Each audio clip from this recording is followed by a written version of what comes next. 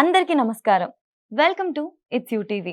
ప్రస్తుతం మనతో పాటు ఉన్నారు ప్రముఖ తంత్ర జ్యోతిష్యులు, జ్యోతిష్య సామ్రాట్, జ్యోతిష్య రత్న చింత రుక్మాంగదరావు గారు. గురువుగారితో మాట్లాడి అసలు ఉగాది పంచాంగం ప్రకారం 2026 శ్రీ పరాభవనామ సంవత్సరంలో ఆర్థిక పరంగా, ఆరోగ్య పరంగా, కుటుంబంలో కూడా ఏ విధంగా ఉండబోతుంది, అసలు ఎటువంటి జాగ్రత్తలు తీసుకోవాలి, వాటి పరిహారాలేంటి, ఇవన్నీ కూడా గురుగారితో మాట్లాడి వివరంగా తెలుసుకునే ప్రయత్నం చేసేద్దాం. నమస్కారం గురుగారు. ఉగాది శుభాకాంక్షలు. యూటీవీ చూస్తున్నటువంటి ప్రేక్షకులకు, 2 తెలుగు రాష్ట్రాల్లో ఉన్న తెలుగు ప్రజలందరికీ కూడా ఉగాది శుభాకాంక్షలు. గురుగారు 2026 ఉగాది పంచాంగం ప్రకారము మీన రాశి వారికి అంటే ద్వాదశ రాశిలో చివరి రాశి మీన రాశి వారికి అసలు ఏ విధంగా ఉండబోతుంది? వారి యొక్క గుణగణాలు ఏంటి తెలియజేస్తారా? ఈ 2026 సంవత్సరం, ఈ శ్రీ పరాభవనామ సంవత్సరం మీనరాశి వాళ్లకు ఎలా ఉందో తెలుసుకునే ముందు ఈ రాశి యొక్క కారకత్వాలు, సహజమైనటువంటి కొన్ని ప్రత్యేకతలు మనం మాట్లాడుకుని సంవత్సర ఫలితాలకు వెళ్దాం. మీనరాశి అంటే కాలపురుషుడికి 12వ రాశి. కాలపురుషుడు అంటే కాలభైరవుడు, లేదు కాలపురుషుడు అంటే కాలభైరవుడే. కాలపురుషుడు కాలభైరవుడు అంటే మేషమైన తల, మీనమైన పాదాలు. మేషరాశి, పాదాలు మీనరాశి. ఇప్పుడు చివరి రాశికి వచ్చాం కదా. మేషం అంటే తల, పాదాలంటే మీనము. ఇది జలరాశి. ఇప్పుడు సాయంత్రం వరకు మనం కష్టపడితే ఎక్కడ కూడా తిరుగుతాం. చివరికి వచ్చి ఎక్కడ అనుకుంటాము? బెడ్రూమ్లో అనుకుంటాం. అంటే మన ఇంట్లో మెయిన్ రాశి అంటే బెడ్రూమ్ అని అర్థం. మనకు నిద్ర ఫ్రీగా వస్తుంది. నిద్రలో ఉండి బాగా నిద్రపోతుండే ఆనందం ఇంక దేంట్లో లేదు. నిద్ర కూడా లేనివాడు దురదృష్టవంతుడు. ఇప్పుడు శ్రీ మహావిష్ణువు ఇదే కాలపురుషుడుగా తీసుకోవచ్చు. ఆయన తల మేషరాశి, ఆయన పాదాలు మీనరాశి. మీనరాశి ఆయన పాదాలు కూడా ఎవరుంటారు? లక్ష్మీదేవి కూర్చుంటారు. అంటే మీనరాశి లక్ష్మీ స్థానము, భార్యాభర్తలు ఉండేటువంటి స్థానము, బెడ్రూము, స్త్రీ శయ్యా సౌఖ్యం కానీ, లేదా దాంపత్య సుఖము, లేదా కుటుంబాశ్రమ ధర్మం నిర్వర్తించేటువంటి స్థానము మీనరాశి. అంటే మీనరాశిలో కాముకత్వానికి కారకుడు శుక్రుడు ఉచ్చస్థితి పొందుతాడు. మీనరాశిలో శుక్రుడు ఉచ్చస్థితి. ఎవరికైతే మీనరాశిలో శుక్రుడు ఉంటాడో వాళ్ళు ఈ భూమిపైన అన్ని సౌఖ్యాలు అనుభవిస్తారు. వాళ్ళు ఇంకా ఏ గ్రహాలు ఎట్టన్నా పోనీ వంకలు కొట్టుకొని, శుక్రుడు కానీ మీనరాశిలో ఉంటే వాళ్ళు జీవితం పుట్టిన తర్వాత అనుభవించిన అన్ని సౌకర్యాలు, సుఖాలు అనుభవించే చనిపోతారు. కాలకుడి యొక్క పాదాలు, ఆ పాదాలు కూడా లక్ష్మీదేవి. అందుకే శుక్రుడు అంటే లక్ష్మీదేవి. సో ఎవరికైనా ఏదైనా మంచి జరిగింది అనుకో, ఎవడు మనకు మళ్ళీ శుక్రమాత జరుగుతుంది అంటారు. వీళ్ళ జ్యోతిషం తెలుసా? కానీ శుక్రమాత గురుదశన, శని దశ, బుధదశన ఎందుకంటారు? స్టార్ శుక్రుడు అందుకే అక్కడ వచ్చేసుకుంటాడు. కాబట్టి ఈ మీనరాశి అంటే పాదాలు. ఇప్పుడు అక్కడ శని ఉన్నాడు, శుక్రుడు లేడు. శని ఉంటే శని కూడా పాదాలను సూచిస్తాడు. మోకాల కింద శనేశ్వరుడు అని చెప్పాను. కాళ్ళు నొప్పులు ఉంటాయి. ఈ మీనరాశి వాళ్ళు ఇప్పుడు చెప్పులు ఎక్కువ వాడకూడదు. లో క్వాలిటీ చెప్పులు తీసుకోవాలి. 4 నెలలకి అవి వదిలేసి మళ్ళీ ఇంకో జాతి చెప్పులు వేసుకోవాలి. అంటే శనేశ్వరుని ఎక్కువగా అంటి పెట్టుకొని ఉండకూడదని. చెప్పులు అంటే శనేశ్వరుడే. 4 నెలలకు ఒకసారి చెప్పులు మారుస్తూ ఉండాలి. వేసుకుని చెప్పులు 5 ఏళ్ళు వాడామనుకో, శని కారకత్వం ఇంకా ఎక్కువ అవుతుంది. అరిగే కొద్దిగా శని బలం పెరిగిపోతుంది. శనేశ్వరుడు ఇప్పుడు జన్మంలో ఉన్నాడు కాబట్టి, శని అంటే బ్లాక్ కలర్ కాబట్టి, ప్రతి శనివారం ఒక నల్లని గుడ్డ తీసుకుని ముక్కలు కత్తిరించి నీళ్ళలో కలపాలి. నీళ్ళలో ఎందుకు కలపాలి? ఆయన ఉండేది నీళ్ళలోనే. మీనరాశి అంటే నీళ్ళే, జలమే. అంటే శని యొక్క అవయోగాన్ని మనం అవయోగం చేస్తున్నాము. మ్యాథమెటిక్స్ లో మైనస్ ఏమవుతుంది?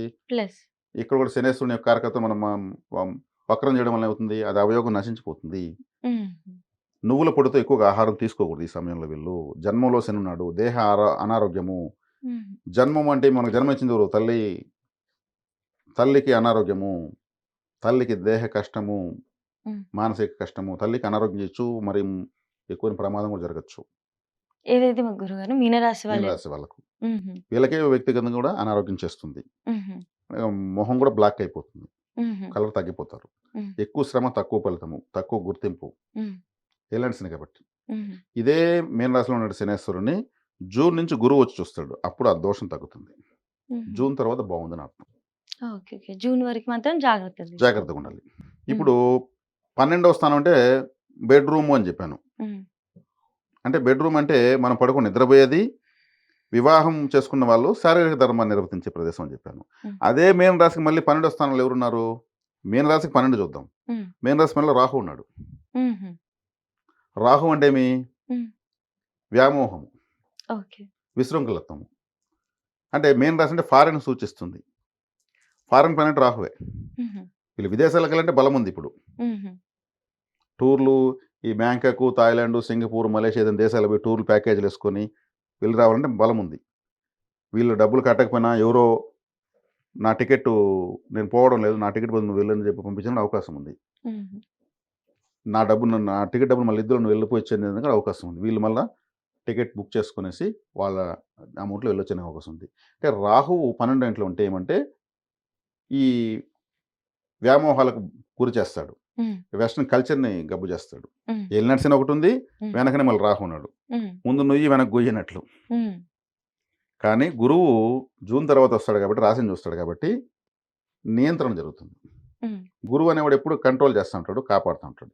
హ్మ్. గురువు యొక్క బాధ్యత అదే ఎప్పుడు కూడా. హ్మ్. అందరూ మంచివాడు, చెడ్డవాడు అందరూ కూడా శిష్యులే గురువుకి. హ్మ్. ఎంత పెద్దవాడైనా గురువుకి శిష్యుడే. అవును. ఎంత పెద్దవాడు తల్లికి బిడ్డే. కాబట్టి ఇక్కడ శనేశ్వరుడు ఏం చేస్తాడు? ఆయన అన్ని ఆలస్యం చేస్తాడు. అంటే హ్మ్. గ్రోత్‌లో ఆలస్యం అవుతుంది. ఇప్పుడు 12వ స్థానము కాలపురుషుడికి మీనరాశి అన్నాను కదా! అది దాంపత్య స్థానం అని చెప్పాను కదా! వీళ్ళకి పిల్లలు పుట్టడంలో తడబాట్లు, హ్మ్. దాంపత్యంలో కష్టాలు, అండర్‌స్టాండింగ్స్ లేకపోవడము, ఒకరి పట్ల ఒకరికి వశీకరణ లేకపోవడము. శనేశ్వరుడు ఉంటే ఏమవుతుంది? హ్మ్. ఆకర్షణ రాదు. భార్యను చూస్తే భర్తకు, భర్తను చూస్తే భార్యకు ఆకర్షణ రాదు. హ్మ్. శని ఉన్నప్పుడు ఏమవుతుంది? హ్మ్. ఆసక్తి రాదు. అదే గురువు వచ్చినప్పుడు ఆ ఫలితాన్ని ఇస్తాడు. కాబట్టి ఇక్కడ ఈ శనేశ్వరుడు ఉన్నప్పుడు ఇటువంటి విషయాల్లో సమన్వయం చేసుకుంటూ వెళ్ళాలి. ఎక్కువ శివాలయానికి వెళ్ళాలి. శివాలయానికి వెళ్తే మన కష్టాన్ని శివలింగం లాక్కుంటా ఉంటుంది. హ్మ్. ఇప్పుడు శని వల్ల వచ్చే తడబాట్లంతా ఏమవుతుంది? శివలింగం లాగేస్తుంది. శివుడు హ్మ్. లాగేస్తాడు. హ్మ్. శివారాధన విశేషంగా చేయాలి. హ్మ్. దుర్గారాధన విశేషంగా చేయాలి. గరుడ ఆరాధన విశేషంగా చేయాలి. రాహుకేతుల మధ్యలో కూడా మళ్ళీ కొన్ని గ్రహాలు కొంతకాలం హ్మ్. సర్పదోషం ఉంది. రాహుకేతులను కంట్రోల్ చేసేయాలి కదా! హ్మ్. ఎవరిని పట్టుకుని మన రికమెండేషన్ అనమాట ఇక్కడ. హ్మ్. ఒక మినిస్టర్ రికమెండేషను, సీఎం రికమెండేషన్ అంటాం కదా! అట్లా ఇక్కడ దుర్గాదేవి, గరుడ, శివాలయానికి వెళ్ళడము, ఇవన్నీ చేయడం వల్ల చాలా మంచిది. కాలభైరవ ఆరాధన కూడా చేయొచ్చు. ఎందుకంటే శనేశ్వరుడు ఆయన శిష్యుడే కాబట్టి. హ్మ్. దీనివల్ల బెనిఫిట్ ఉంటాయి. ఇక్కడ మనం కరెక్షన్ కరెక్ట్‌గా ఇస్తున్నాం. హ్మ్. దేవతారాధన ఇస్తున్నాం. కాలభైరవ అష్టకం 8 సార్లు చదువుకోవచ్చు ప్రతిరోజు. వీధి కుక్కలకు 4 బిస్కెట్లు వేయొచ్చు. అదే దుర్గారాధన చేసుకోవచ్చు. వీధిలో గ్రామ దేవత ఉంటుంది. చక్కగా వెళ్లి మా సమస్త శుభాలు ప్రసాదించని కోరొచ్చు. మనమేమి లిస్టు చెప్పాల్సిన పని కష్టాలు చెప్పకూడదు దేవుడి దగ్గర. ఎప్పుడు చెప్పకూడదు. హుహు. ఇంకా పెరిగిపోతాయి. హుహు. సమస్త శుభాలు ప్రసాదించు. హ్మ్. అంటే అన్నీ మంచి చేయనే కదా అర్థము. హ్మ్. ఆ మాటకు అమ్మవారు తదాస్తు అంటుంది. హ్మ్. కష్టాలు చెప్పామనుకో ఇదెక్కడ తలకాయ నొప్పిరా బాబు వీడికుండే రామాయణం అంతా మన దగ్గర చెప్తా అనుకుంటుంది. హ్మ్. కాబట్టి దేవుడి దగ్గర కష్టం చెప్తే కష్టమే వస్తుంది. శుభం చెప్తే శుభమే వస్తుంది. ఏం హ్మ్. చెప్తే అది వస్తుంది కాబట్టి శుభమే చెప్పాలి. ఓకే. గరుడారాధన. హ్మ్. గరుడారాధన చక్కగా ఫోటో పెట్టుకోవచ్చు. గరుత్మంతుడి కవచం చదువుకోవచ్చు. గరుడ పురాణం చదువుకోవచ్చు. వెంకటేశ్వర స్వామి గుడిలోకి వెళ్తే ఎదురుగానే గరుత్మంతుల వారుంటారు. హ్మ్. అక్కడికి వెళ్లి మనం కూర్చోవచ్చు. గమ్మున కూర్చోవచ్చు. 30 సంవత్సరాలనుకో మీన రాశి వాళ్ళకు 30 నిమిషాలు కూర్చోవాలి. హ్మ్. ఏమైపోద్ది మెడబెట్టి బయట తోసేస్తారా? హుహు. కానీ కానీ కర్మ ఉండనీయదు. లెయ్యి, లెయ్యి, లెయ్యి గుడిలో మాత్రం ఎక్కువ సేపు ఉండలేము మనం. మన యొక్క నెగెటివ్ ఎనర్జీ లాక్కొచ్చేస్తుంది వేగంగా. ఇంక హ్మ్. దర్శనం ఎందుకు కదా! పద అంటాడు. అదే బయటొస్తే మళ్ళా ప్రశాంతంగా ఉంటాం. టైం వేస్ట్ చేస్తూ ఉంటాం. ఆ షాప్ కాడ, ఈ షాప్ కాడ. అంత ఓకే. ఓపిక గుడిలో ఉండలేం. హ్మ్. కాబట్టి మొండిగా కూర్చోవాలి. అప్పుడు హ్మ్. ఫలితం వచ్చేస్తుంది. ఓకే. కాబట్టి మీన రాశి వాళ్ళకు జన్మశని ఒకటి హ్మ్. ఆటంకము. జూన్ తర్వాత గురుబలం వస్తుంది కాబట్టి ఆటోమేటిక్ గురువు చూస్తాడు కాబట్టి, రాశ్యాధిపతి చూస్తాడు కాబట్టి ఏలినాటి శని యొక్క తాకడ తగ్గిపోతుంది. హ్మ్. వ్యయస్థానంలో రాహు ఉన్నాడు కాబట్టి, ఈ రాహు మంచివాడు కాదు కాబట్టి, ఈయన జల విలాసాలు, జలసాలకు ఎక్కువగా లాగేస్తాడు. హ్మ్. వ్యయం అంటే ఖర్చు అని అర్థం. వ్యయం అవును. అంటే నష్టం అని అర్థం. హ్మ్. అక్కడ రాహు ఉంటే ఏం చేస్తాడు? జరిగేది జరగని మళ్ళీ చూసుకుందాము. ఇప్పుడు హ్మ్. ఇతని దగ్గర డబ్బే లేదు. హ్మ్. ఫ్రెండ్స్ పిలుస్తారు. హ్మ్. తిందాము, తాగదాము అని పిలుస్తారు. నా దగ్గర డబ్బు లేదు. నిన్నెవడు నా డబ్బు నువ్వు గమ్మున రారా? హ్మ్. నేను ఖర్చు పెట్టమన్నామా? నువ్వు మాతో ఉంటే చాలు అని సర్లే మనకేం ఖర్చేముంది? మనకు ఖర్చు లేదు కదా! అని పోతారు. హ్మ్. అట్లాంటి ఫ్రెండ్స్ ఎంటర్ అవుతారు. హ్మ్. అరే! ఆడి ఫ్యామిలీ గూడా మనకు ఖర్చు పెడుతూ, వాడు ఖర్చు పెడుతూ, తిని, తాగి తలకు పోసుకుంటే వాని ఫ్యామిలీ డిస్టర్బ్ అవుతుంది కదా! హ్మ్. అనే ఆలోచన ఇతను చేయడు. హ్మ్. మనకు ఖర్చు లేదు కదా! అని పోతాడు. అదే. ఆడేమైంది? హ్మ్. లాస్. వాళ్ళకేమైంది? ఈయనకి అదే అవుతుంది. హ్మ్. అంటే రాహువు యామారిస్తాడు. హ్మ్. యామార్చన లాక్కొనిపోతాడు. ఓకే. ఓకే. అలా యామారిపోకూడదని. హ్మ్. ఓకే గురుగారు. కాబట్టి ఇలా జాగ్రత్తలు తీసుకోవాలి. హ్మ్. ఏదున్నా గూడా మనలోనే ఉంది మొత్తం. హ్మ్. ఏ గ్రహాలు ఇలా వచ్చినాయంటే ఏం చేస్తాయి? హ్మ్. పురాణంలో పెద్ద పెద్ద చరిత్ర పురుషుల్ని ఏమార్చేసాయి. జోదాలు ఆడేటి చేసాయి. ధర్మరాజునే జూదం అంటే రాహువు. హ్మ్. హ్మ్. లాగి జూదం ఆడిచ్చి మోసం చేసేసింది. మోసపోయాడు కదా ఆయన. గ్రహాలకైనా లొంగిపోయాడు. హ్మ్. గ్రహాలు చాలా బలవంతమైనవి. వాటిని మనం ఏం చేయలేం. హ్మ్. దేవతారాధన వల్ల మాత్రమే చేయగలం. హ్మ్. ఆ దేవతా బలం ఉన్నది కాబట్టే శ్రీకృష్ణుడు కూడా దేవుడు ఉన్నాడు కాబట్టే చివరికి హ్మ్. మళ్ళీ విన్నింగ్ షాట్ కొట్టారు. అక్కడ కూడా వాళ్ళు శ్రీకృష్ణుడిని నమ్ముకున్నారు. అవును. వాళ్ళని వాళ్ళు ఏం చేసుకోలేరు. అవును.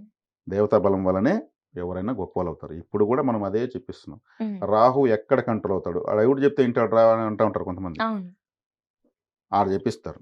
అట్లా మనం దుర్గాదేవి గ్రామ దేవత, హ్మ్. గరుత్మంతుల వారు, కాలభైరవుడు, శివాలయము హ్మ్. వెళ్ళాలి. ఓకే గురుగారు. కాబట్టి ఈ మీన రాశి వాళ్ళకు జూన్ తర్వాత ఎక్సలెంట్‌గా ఉంది. హ్మ్. నియంత్రణ వస్తుంది. హ్మ్. కాబట్టి ఇంకోటేమంటే ఈ సంవత్సరం వీళ్ళు ఈ కష్టాల్లోనే పెళ్ళిళ్ళవుతాయి మామూలుగా. హ్మ్. పెళ్ళేదంతా కష్టాలోనే. ఏలినాటి శనిలో పెళ్ళవుతుంది. హుహు. ఎందుకంటే పెళ్లి అయితే డబ్బు ఖర్చు పెట్టాలని అర్థం. హ్మ్. డబ్బు లేకపోయినా ఖర్చు పెట్టాలి. అప్పు చేసి ఖర్చు పెట్టి పెళ్లి చేస్తారు. మళ్ళా పెండ్లైన మూలకన మాకు ఇబ్బందులు అని సంవత్సరంలో ఇబ్బంది పడుతూ ఉంటారు. ఓకే. డబ్బు ఉండింది పెళ్లి చేసుకున్నారనుకోండి, ఉన్న డబ్బు ఖర్చు పెట్టేస్తాడు పెండ్లికి. హ్మ్. మళ్ళీ ఇబ్బంది. హ్మ్. డబ్బు ఉంటే ఉన్న డబ్బు ఖర్చు పెట్టి ఇచ్చేస్తాడు శనేశ్వరుడు. హ్మ్. లేకపోతే అప్పు చేసి చేయిస్తాడు. ఎట్టైనా ఇబ్బందే. హ్మ్. హ్మ్. ఇప్పుడు 12వ స్థానంలో రాహు ఉండడము, 12వ స్థానం మీన రాశి వీళ్ళది కావడము, గురువు చూడడం వల్ల వీళ్ళకు మంచి వివాహం జరుగుతుంది. హ్మ్. వీళ్ళకు మంచి సంతానం కూడా కలుగుతుంది. గురువు 5లోకి వస్తున్నాడు. 5లో గురువు ఉంటే, గురువు అన్నప్పుడు ఏముంది? హ్మ్. అన్నీ తెలిసినవాడు అర్థం. హ్మ్. చక్కగా మంచి సంతానం ఇస్తాడు. హ్మ్. అంటే వీళ్ళకు పిల్లల కోసం కూడా ఇబ్బంది లేదు. ఇలా పెళ్లి చేసుకున్న పిల్లలు పుడతారు. హ్మ్. ఇప్పుడు సమస్యలంతా ఏడ చూసినా ఎక్కువ వ్యాపారం ఈ సంతాన సాఫల్య కేంద్రాలకి డబ్బులు పోతాం. అవునవును. ఇప్పుడు ఆ సమస్య లేదు. వేరే సమస్యలు ఎన్నున్నా గానీ, వివాహము, సంతాన సమస్యలు లేవు. హ్మ్. దానికి దైవబలం బావుంది. హ్మ్. ఇప్పుడు పెండ్లి చేసి ఒక 5 సంవత్సరాలు, 10 సంవత్సరాలు పిల్లలే పుట్టకపోతే ఏ ఫంక్షన్‌కి వెళ్ళలేరు వాళ్ళు. అవును. చానా కేవలంగా చూస్తారు. హ్మ్. వాళ్ళని పిలవాలంటే కూడా మొక్కుబడిగా పిలుస్తారు. హ్మ్. హ్మ్. ఆమె చేత్తో నలుగు పెట్టించుకోవడము, హ్మ్. ఆశీర్వాదం తీసుకోవడము, పసుపు కుంకుమ కూడా తీసుకోరు. హ్మ్. ఆమెకు పిల్లలు లేరు. ఆ లేనితనం మనకు కూడా వస్తుందనేసి. హ్మ్. పెండ్లైన వెంటనే ఒకరిద్దరు పిల్లలు పుట్టారనుకోండి, హ్మ్. ఎంతో గౌరవం. దానికి మించిన ప్రమోషన్ ఈ ప్రపంచంలో ఇంక వేరే లేదు. హుహు. లేకపోతే దానంత అగౌరవం ఇంకోటి లేదు. ఇప్పుడు మీన రాశి వాళ్ళకు వివాహం అయితే చక్కటి దాంపత్య జీవితము, పిల్లలు ఉంది. హుహు. ఆర్థిక పరంగా గురుగారు? ఆర్థిక పరంగా చెప్పాను కదా! డబ్బులు ఖర్చు పెట్టిచ్చేస్తాడు. హుహు. ఏదో ఒకటి శుభకార్యం చేసి ఖర్చు పెట్టిచ్చేస్తాడు. ఆ వివాహం విధంగా అని రూలేం ఖర్చవుతది. లేదు. హ్మ్. ఇంక వేరే చేసి కూడా ఖర్చు పెట్టిస్తాడు. హ్మ్. శనేశ్వరుడు అంటే ఇబ్బంది పడాలి కదా! హ్మ్. హ్మ్. హ్మ్.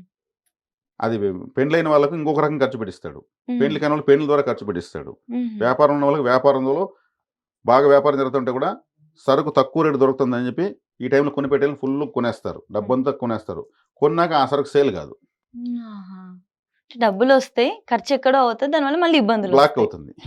ఒక ఓకే. మూల పడిపో అంటే కదలదు సరుకు. హ్మ్. అది కదిలితే కదా లాభం వస్తుంది. హ్మ్. అది కదలదు. ఎక్స్‌పైరీ డేట్ దగ్గరికొచ్చేస్తుంది. ఆ తర్వాత ఊరికే ఇచ్చినా ఎవరు తీసుకోరు. ఓకే. ఇట్లా నష్టాలొస్తాయి. ఇది జూన్ వరకి. జూన్ వరకు. జూన్ తర్వాత కొంచెం అనుకూలత ఉంది. అనుకూలత బావుంటుంది. గురుబలం ఓకే. వస్తుంది కదా! అవునవును. కాబట్టి. కాబట్టి ఆరోగ్యపరంగా గురువుగారు? ఆరోగ్యపరంగా కూడా వీళ్ళకు అదే చెప్పాను. హ్మ్. దేహంలోనే ఉన్నాడు కాబట్టి తనకు అనారోగ్యము తల్లికి మనకు జన్మనిచ్చిన తల్లికి జన్మంలో శనున్నప్పుడు హుహు. తల్లికి అనారోగ్యం చేస్తుంది. హ్మ్. తనకు అనారోగ్యం చేస్తుంది. హ్మ్. ముఖ్యంగా కాళ్ళకు సంబంధించి వెరికోస్ వెయిన్స్ రావడము, హుహు. లేదంటే ఏదైనా తగిలిన కాళ్ళకి తగలడము. హ్మ్. అందుకే చెప్పులు కూడా ఎక్కువ వాడకూడదని చెప్పింది. హ్మ్. అంటే శనేశ్వరుడు కాళ్ళు కాబట్టి. హుహు. కాబట్టి అనారోగ్యాలంతా కూడా ఎక్కువగా తిప్పటం ఉండదు. చిన్న విషయాన్ని కూడా ఎక్కువ తిరగడము. కాళ్ళతోనే తిరుగుతాము. హ్మ్. హ్మ్. ఎక్కువ తిరగడము, హ్మ్. శ్రమ ఎక్కువ ఉండడము, ఫలితం తక్కువ ఉండడము. హ్మ్. కాబట్టి శనేశ్వరుడు అంటే చెప్పులు కాబట్టి చెప్పులు దానం చేయొచ్చు. హుహు. చెప్పులు ఎవరు చేయొచ్చు? ముసలి వాళ్ళకి చేయొచ్చు. మన పెద్దవాళ్ళకు. హ్మ్. చెప్పులు ఆలయంలో చెప్పుల స్టాండ్ ఉంటుంది. చెప్పుల స్టాండ్‌లో పని చేస్తూ ఉంటారు కొంతమంది. హ్మ్. వాళ్ళు ఆ చెప్పులు తీసి పెట్టి రూ. 1, రూ. 2, రూ. 3 అడుగుతూ ఉంటారు. హ్మ్. వాళ్ళకి రూ. 50 ఇస్తే ఏమైపోతుంది? హ్మ్. అది నమ్ముకునే నలుగురు పిల్లలంతా ఉంటారు వాళ్ళకి పాపం. హ్మ్. హ్మ్. మనం చేయగలమా ఆ పని? హుహు. లేదు. మనం చెప్పులెత్తి పెట్టి మళ్ళీ మనకిచ్చి గౌరవంగా అడుగుతారు పాపం వాళ్ళు. హ్మ్. వాళ్ళకేదో కొన్ని స్నాక్సో, వాటర్ బాటిల్ ఇచ్చి మీ పిల్లలు తినండి బాబు అంటే హ్యాపీగా ఫీల్ అవుతారు. వాళ్ళ బ్లెస్సింగే మనకు. హ్మ్. చెప్పులు కుట్టేవాళ్ళుంటారు. హ్మ్. వాళ్ళు శనేశ్వరుడితో సమానం. హ్మ్. సాక్షాత్ శని భగవానులు అనాల. శనేశ్వరుడు కాదు. శనేశ్వరుడు లేదా శని భగవానులు. వాళ్ళు శని భగవానులే వాళ్ళు. హ్మ్. మనం ఒక ఇంటర్వ్యూ పోతే ఒక చెప్పు తెగిపోతుంటే ఆ చెప్పు తెగిన చెప్పేసుకొని పోగలమా? లేదు. అప్పుడు తెలుస్తుంది వాళ్ళ విలువ మనకు. హ్మ్. వాళ్ళు ఎండలో కూర్చొని ఒక చిన్న అంబ్రెల్లా పెట్టుకొని ఎవరైనా వాళ్ళ దగ్గరికి పోతే 2 కాళ్ళు చూస్తారు. ఏ కాలు చెప్పు తెగిందో చూస్తారు వాళ్ళు. హ్మ్. వాళ్ళ దగ్గరికి అందుకే కదా పోతారు. హ్మ్. వాళ్ళకేదైనా వాటర్ బాటిలు, ఒక స్నాక్స్ ప్యాకెట్టు, హ్మ్. కుదిరితే ఒక రూ. 50 డబ్బులు ఇస్తే అన్నం పెడతారు. హ్మ్. హ్యాపీ. అవును. శనేశ్వరుడు యాక్టివేట్ అవుతాడు. హ్మ్. హ్మ్. హ్మ్. శనేశ్వరుడు ఆయుధం చీపురు కట్ట. చీపురు ఆయుధంగా ఉన్న వాళ్ళు ఎవరు? హ్మ్. మున్సిపల్ కార్మికులు. రోడ్లంతా ఊడుస్తుంటారు. హ్మ్. వారం రోజులు ఒక నగరాన్ని ఊడవకపోతే ఎంత కంపైపోతుంది? అవును. వాళ్ళు పని చేయాలి. వాళ్ళకేదైనా తెల్లవారితోనే ఊడుస్తుంటారు కాబట్టి, ఆ టీ స్టాల్‌లో పిలిచి వీళ్ళందరికీ కాఫీలు బాబు, బిస్కెట్లు ఇచ్చేయి అని చెప్పి డబ్బులు ఇచ్చేసి పోతా ఉండాలి. హ్యాపీగా తాగుతారు. ఆ బిస్కెట్లు తింటారు. ఎవరో సార్ వచ్చారు మాది ఇచ్చారని. హ్మ్. అంటే శనేశ్వరుడు ఒక కారకత్వాలు వీళ్ళంతా. హ్మ్. మున్సిపల్ కార్మికులు, హ్మ్. శుభ్రత క్లీనింగ్ డిపార్ట్‌మెంట్ వాళ్ళు, ఈ చెప్పులు కుట్టేవాళ్ళు, చెప్పుల స్టాండ్‌లో పనిచేసేవాళ్ళు, కొంతమంది చీప్ క్వాలిటీ చెప్పులు అమ్ముతా ఉంటారు చెట్టు కింద. ఓ రూ. 50 జత, రూ. 100 జత. అవి ఎండకే కలర్ ఆడ అమ్మకనే కలర్ షేడ్ అయిపోతాయి. హ్మ్. వాడు అమ్మాల్సిన పని లేదు. అమ్మక ముందే అవన్నీ కలర్ షేడ్ అయిపోతాయి. అంత చీప్ క్వాలిటీ ఉంటాయి. హ్మ్. కానీ అతనే దాన్నే నమ్ముకుంటాడు అతను. వేరే తెలియదు అతను చేసేదానికి. అతని యొక్క శ్రమ కింద, ఆ చెట్టు కింద ఉన్న అతని శ్రమ కింద వెనకాల అతనికి ఒక ఫ్యామిలీ ఉంటుంది. హ్మ్. అట్లాంటోళ్ళకి సహాయం చేయొచ్చు. హుహు. కాబట్టి శని కారకత్వాలు పట్టుకొని సహాయం చేయాలి. వీధి కుక్కలకు ఫుడ్ పెట్టొచ్చు. కాకులకు ఫుడ్ పెట్టొచ్చు. శనీశ్వరుడు వాహనం. హ్మ్. జన్మ శని కదా! ఏలినాటి శని కదా! హ్మ్. ఇవి చేయాలి. తైలాభిషేకం చేయడము, శని సింగనాపూర్ పోవాలంటే వేలకు వేలు ఖర్చవుతాయి. హ్మ్. వెళ్ళొస్తానంటే వెళ్ళి రావచ్చు. దానిదేముంది. హ్మ్. అందరూ వెళ్ళగలరా? మీన రాశిలో పుట్టినోళ్ళందరూ ఇవన్నీ చేసుకోవచ్చు. అవును. దీన్ని ఎత్తుక్కోని పోల్పంలా. మనం పోతా ఉంటే ఆటోమేటిక్‌గా కనిపిస్తాయి. హుహు. ఇదిగో బాబు నా దగ్గర 50 ఉంది. నీకో 10 నాకో 40 ఇచ్చేసి పోతా ఉండాల. హ్మ్. సేవకు శని బానిస. హుహు. సేవకే. ఆయన అభిషేకానికి బానిస కాదు. ఆయన సేవా ప్రియుడు. అందుకే వీళ్ళు మున్సిపల్ కార్మికులు సేవ చేస్తూ ఉంటారు. చెప్పులు కుట్టేవాళ్ళు సేవ చేస్తూ ఉంటారు. కాబట్టి వాళ్ళకి మనం సేవ చేస్తే ఆయన యాక్టివేట్ అవుతాడు. హ్మ్. కర్మకార్యాలు చేసేవాళ్ళకి సహాయం చేయాలి. కర్మకార్యాలు ఎవరు చేస్తారు? బార్బర్సు, ధోబీసు, హ్మ్. శవ కార్యక్రమం చనిపోతే అక్కడొచ్చి డప్పులు కొట్టేవాళ్ళు వీళ్ళంతా హ్మ్. కర్మకార్యాలు చేస్తారు. హ్మ్. మనం చేయగలమా అవి? హుహు. వాళ్ళకి హెల్ప్ చేయాలి. ఓకే. వాళ్ళు ఇప్పుడు షేవింగ్ ఇదంతా కర్మకార్యం ఇదంతా. హ్మ్. హ్మ్. ఈ శవాన్ని కట్టడము, పాడె మోయడం ఆడంతా గుంతలోకి పూడ్చడం అంతా కర్మకార్యం. వాళ్ళు ఎంతమంది బాబు? మీరు ఒక 10 మంది కదా! 500 ఎత్తుకోండి పోండి. హ్మ్. మనమే అడిగి పిలిచి ఇవ్వాలి. అప్పుడు శని యాక్టివేట్ అవుతాడు. హ్మ్. కాబట్టి గ్రహాన్ని ఎలా యాక్టివేట్ చేయాలంటే మానవ సేవే మాధవ సేవ అని అందుకే అనింది. హ్మ్. హ్మ్. ఇప్పుడు వీళ్ళకి ఆర్థిక పరంగా గానివ్వండి, మన ఆరోగ్యపరంగా, శక్తి వాళ్ళ కుటుంబం పరంగా కూడా హ్మ్. ఇలాంటివి చేసుకుంటే అక్కడ ఎఫెక్ట్ అనేది ఉండదు. అవును.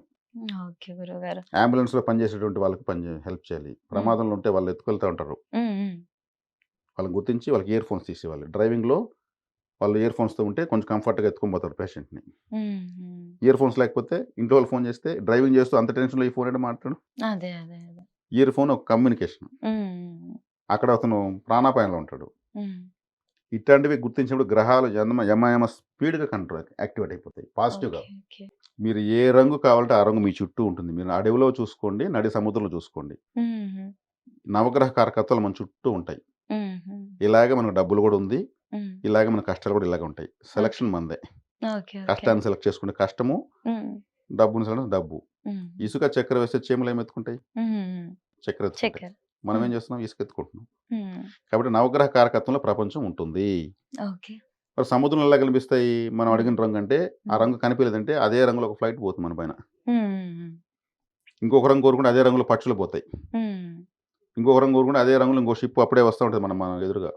సో, మనకు కనిపించినంత మాత్రాన అవి ప్రకృతి లేవు అన్నట్టు గాదు. మన చుట్టూ ఉంటానే ఉంటది. ఖచ్చితంగా ఉన్నాయి. ఇప్పుడు హ్మ్. నేను చెప్పింది ఎంత వాస్తవమో నవగ్రహ కారకత్వం మన చుట్టూ ఉంది. ఈ తత్సంబంధమైన జీవులున్నారు. మనకి ఏ హ్మ్. గ్రహం వ్యతిరేకంగా ఉంటుందో ఆ గ్రహానికి సంబంధించిన వ్యక్తులకు, స్థితి లేని వాళ్ళకు మన వంతు సహాయం చేస్తా ఉంటే ఆ గ్రహం యాక్టివేట్ అవుతుంది. ఖచ్చితంగా గురుగారు. మీరు చెప్పిన విధంగా అసలు ఎవరికేం అవసరం ఉందని కాస్త తెలుసుకొని, అవసరం ఉన్న వాళ్ళకి సహాయం చేయడం నేర్చుకుంటే బావుంటుంది. అంటే విందులకు, విన్యాసాలకు వీటికి కాకుండా అవసరం ఉన్న వాళ్ళకి సహాయం చేస్తే ఖచ్చితంగా అన్నీ కూడా యాక్టివేట్ అవుతాయి. మంచే జరుగుతుంది. అసలు మంచి జరగడం అవన్నీ పక్కకు పెడితే డెఫినిట్‌గా పక్క వాళ్ళకి హెల్ప్ చేస్తే జరగకపోవడం, మంచి జరగకపోవడం అంటూ ఉండదు. చాలా మంచి మాటలు చెప్పారు గురుగారు. ధన్యవాదాలు.